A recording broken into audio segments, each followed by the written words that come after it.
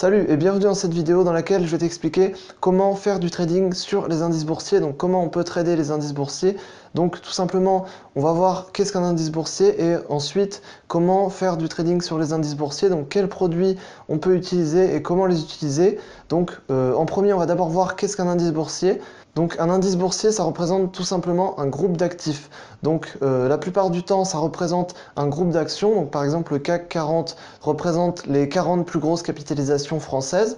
Donc ça va être au niveau des actions. Et un indice boursier représente aussi l'économie d'un pays, puisqu'en général, il y a un indice phare par pays. Donc un pays peut bien sûr comporter plusieurs indices, mais en général, il y a un indice phare. Donc par exemple, en France, l'indice que tout le monde va regarder, c'est le CAC 40, et il représente aussi l'économie française, puisque les 40 plus grosses entreprises sont forcément représentatives de l'économie française.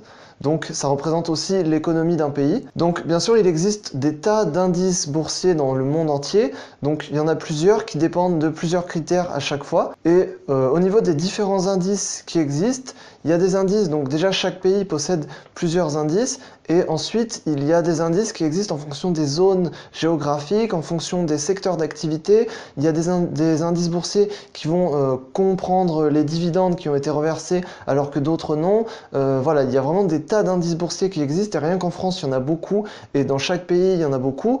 Voilà, donc bien sûr plus l'économie d'un pays est grosse et plus on a d'indices boursiers, donc c'est pour ça qu'aux États-Unis il y en a beaucoup. Donc du coup, les principaux indices boursiers à connaître avant de vouloir faire du trading donc sur les indices boursiers, puisque ça paraît un minimum, c'est vraiment les principaux mondiaux à connaître.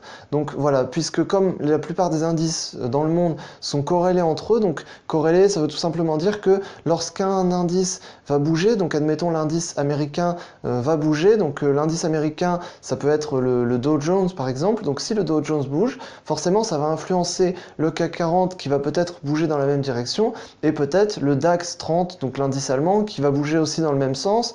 Et voilà, donc tous les indices mondiaux vont être influencés par des événements qui, pas forcément toujours les mêmes événements qui vont les influencer dans le même sens, mais beaucoup d'événements vont influencer les indices dans le même sens. Voilà, donc tout simplement pour dire que la plupart des indices ont des mouvements qui sont assez similaires. Donc d'où l'utilité de connaître la plupart des principaux indices dans le monde. Donc pour moi, les indices principaux à connaître, donc ça va être déjà en Europe, on a le CAC 40 bien sûr, le DAX 30 qui va être à connaître puisque c'est un des principaux indices européens, donc ça représente les 30 plus grosses capitalisations allemandes.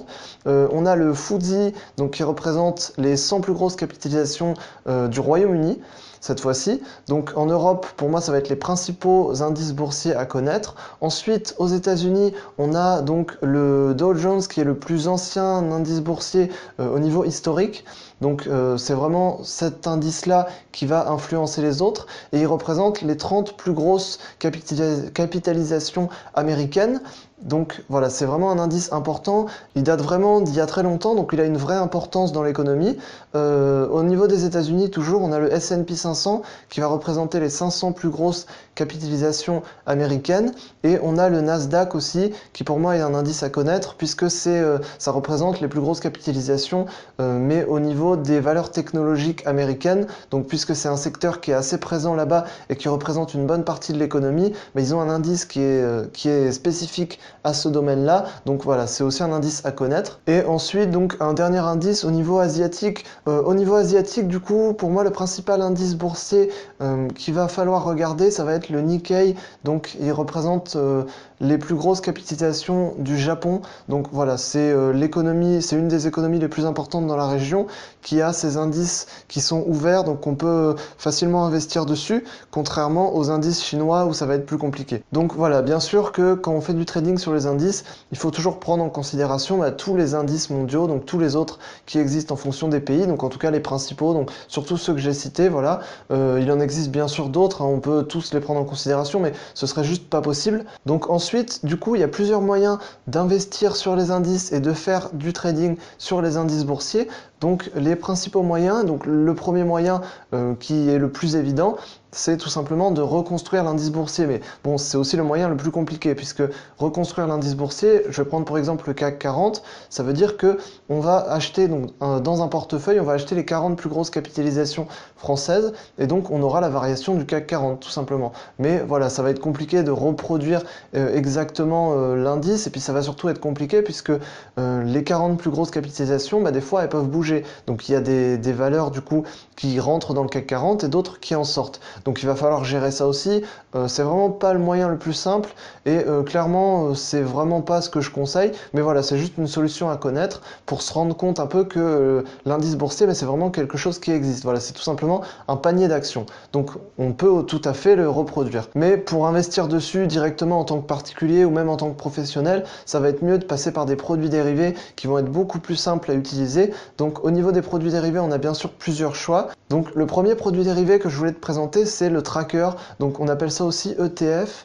Tout simplement, c'est un fonds qui va reproduire la variation de l'indice. Donc c'est tout simplement un fonds qui va s'occuper de reproduire la variation de l'indice. Donc comme j'ai expliqué juste avant, on peut reproduire l'indice en achetant les 40 plus grosses capitalisations françaises, en tout cas pour le CAC 40. Et du coup, le tracker, donc, ça va être un fonds qui va s'occuper de faire ça à notre place. Et nous, on a juste à acheter le tracker à la place de s'embêter à reproduire tout l'indice.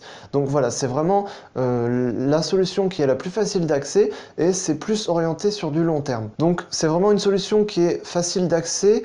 Et on a aussi à disponibilité des trackers du coup qui sont un peu différents des indices de base. Donc c'est-à-dire qu'on a des trackers qui vont proposer du levier avec.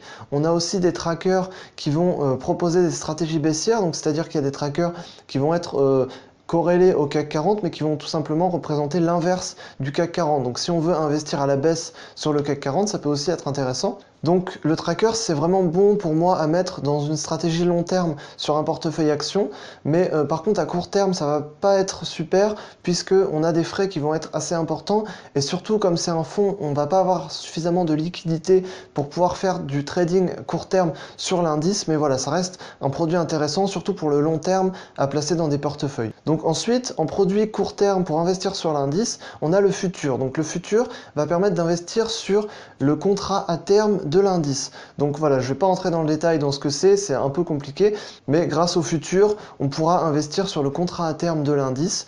Donc voilà, les variations seront identiques à l'indice quasiment, et l'avantage du futur, c'est que c'est vraiment très bon sur le court terme, puisqu'il y a énormément de liquidités, et il y a aussi des effets de levier qui sont proposés, donc pour le court terme, c'est vraiment intéressant. On a des frais qui sont pas forcément très élevés au niveau des ordres, donc ça aussi c'est intéressant, mais voilà, pour moi le vrai avantage du futur, c'est l'exécution directe, puisque peu importe le courtier avec lequel on passe, mais de toute manière, ça ira forcément sur le marché des contrats à terme.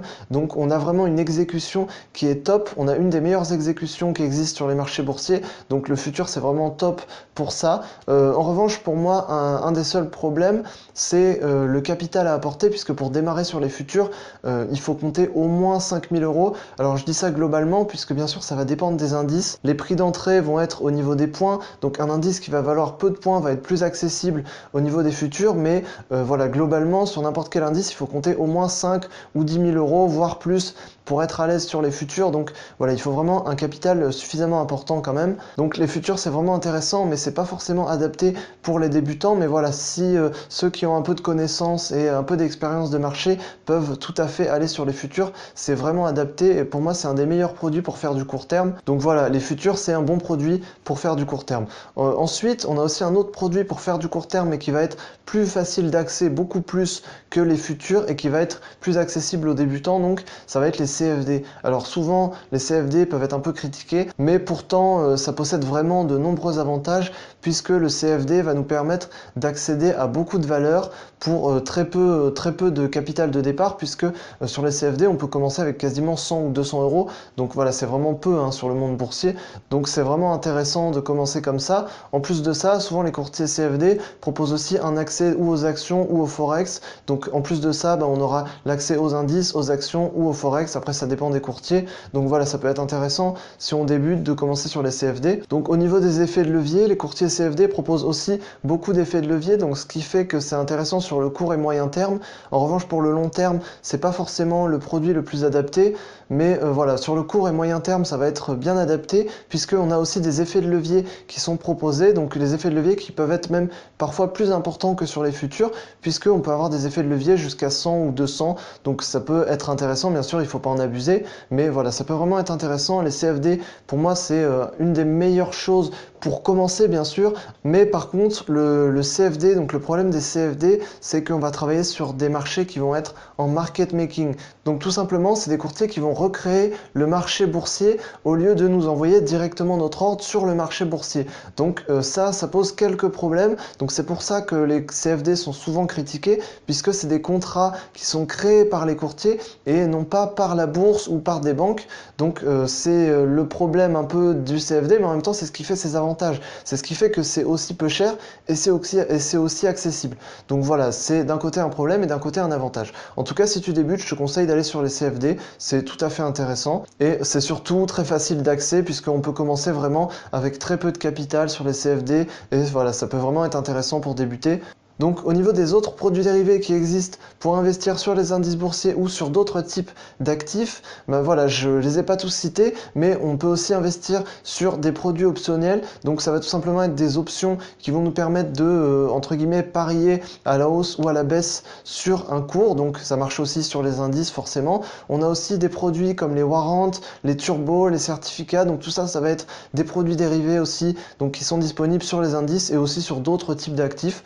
Donc voilà, je ne vais pas détailler plus sur chaque type de produit dérivé puisque chaque produit dérivé mériterait une vidéo seule à lui-même puisqu'il y en a certains qui sont assez compliqués à comprendre. Mais voilà, en tout cas, je pense que tu as les bases pour pouvoir commencer à investir et à faire du trading sur les indices boursiers. J'espère que je t'aurai aidé dans cette vidéo. N'hésite pas à aller voir les autres vidéos sur la chaîne YouTube, donc il y en a d'autres. Voilà, moi je te dis à la prochaine dans une autre vidéo. Salut!